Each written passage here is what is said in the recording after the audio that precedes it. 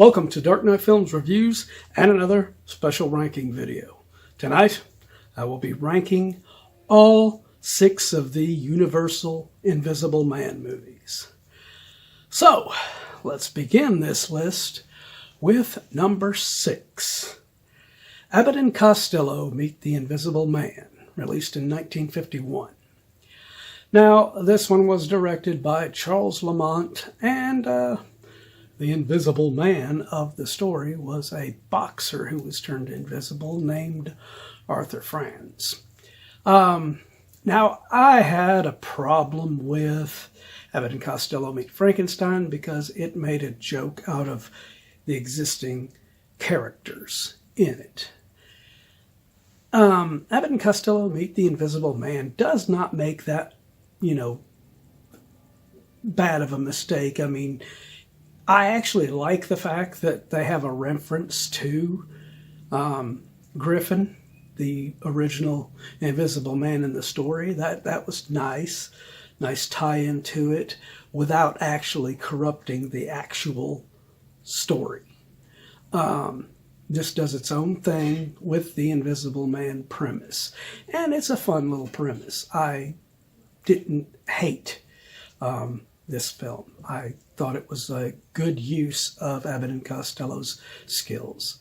But it's not the best of these Invisible Man movies. Alright, so coming in at number 5, we have The Invisible Agent, released in 1942, directed by Edwin L. Marin. Now in this one, the Invisible Man of the title, or Invisible Agent of the title, is played by John Hall. And he's pretty cool as far as playing a heroic good guy version of an Invisible Man character. This is quite different than the other Invisible Man films, other than, Abbott and Costello and another one that I will get to later. But because it's more of an action film with the Invisible Man premise, which was a nice little experiment. Having the Invisible Man fight Nazi characters is not an aspect you're expecting to see the Invisible Man. Yes, you're expecting to see Indiana Jones face something like that, but you don't expect the Invisible Man to. But not a bad film, and pretty good performances throughout it. Alright, so coming in at number 4, we have The Invisible Man's Revenge, released in 1944, directed by Ford Beebe. Now this one, it also stars John Hall, but this time he's not playing a good guy. This time he's playing this evil bastard who tries to manipulate someone, and they figure out what he's doing, and they set him on his ass until this character played by John Carradine ends up making him invisible, and then he plots his revenge. Hence the reason for the title, The Invisible Man's Revenge. It's weird that they brought John Hall back to play a completely different character here, but I think he did really well playing a villain in this as well. And it has a throwback kind of humor, while it's still being serious, to what we got with the original Invisible Man film. So, not a bad entry in the series right here. Coming in at number 3, we have The Invisible Woman, released in 1940, directed by A. Edward Sutherland. Now, the Invisible Woman of this title is Virginia Bruce, who is absolutely gorgeous, and she has such a style about her that she is very interesting to watch in this film. And having John Barrymore as the mad scientist who turns her invisible is awesome in there, because, and I say mad scientist, but this is a comedy through and through. This is just as much a comedy as what Abbott and Costello Meet the Invisible Man is. But I think it's better than Abbott and Costello Meet the Invisible Man because just the performances of all the principals in this. And plus, later in the movie, you have Shemp Howard turning up in this thing. That's always a plus for any movie for me. So let's move on to number 2. And my number 2 is The Invisible Man, released in 1933, directed by James Whale. And the Invisible Man of this was the original Invisible Man, Claude Rains. And he is excellent at this character. It is a shame that such a talented and great actor was only having to be able to use his voice for this, because he has such an interesting and awesome face to be able to accentuate, his attitude, his style that he wants to bring out. He can't do any of that in this film.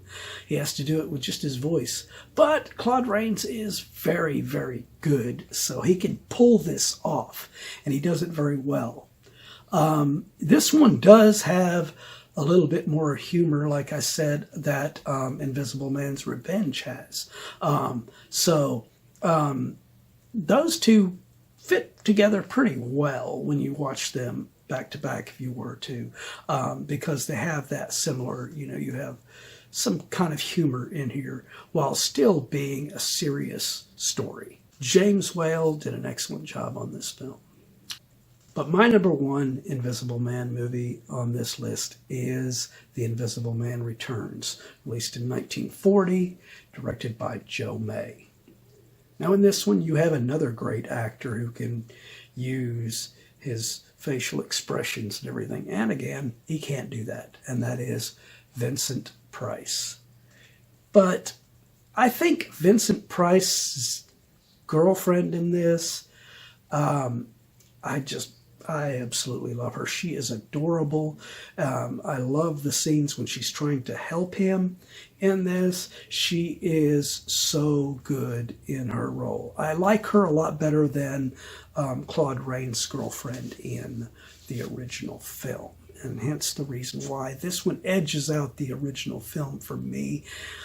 I really like what they put Vincent Price's character through in this. I think he does an excellent job, and it doesn't have really too much of a downer to it, because unlike The Invisible Man, where Claude Rains dies in the end of it, Vincent Price gets to live and gets cured of the invisibility and lives in the end. So it has a more of a happy ending. Not that I was looking for a happy ending for it, but because him and his girlfriend can walk off into the sunset together. So that is my ranking of the Invisible Man movies. Do you agree with my ranking on this? Do you disagree? I'm sure some of you do. Let me know in the comments down below what your rankings of these Invisible Man movies are. And as usual, if you enjoyed this video, do not forget to like, share, and subscribe. And don't forget to click that bell icon so you can be notified about future videos just like this one. And while you're by the subscribe button, click that join button and become a Dark Knight fan. As a Dark Knight Fan Plus member, you have access to an area on the channel right now where you can request a movie, TV series, or ranking video of your choosing. And when that video goes up, it will go up for all other members prior to it going up on the schedule for all other subscribers. So if you want to get interactive and help get more movies on here that you want to see me review that I haven't, become a Plus member. And if you missed last week's ranking video, check out the link above. And if you missed any of our other ranking videos, check out this playlist and get caught up.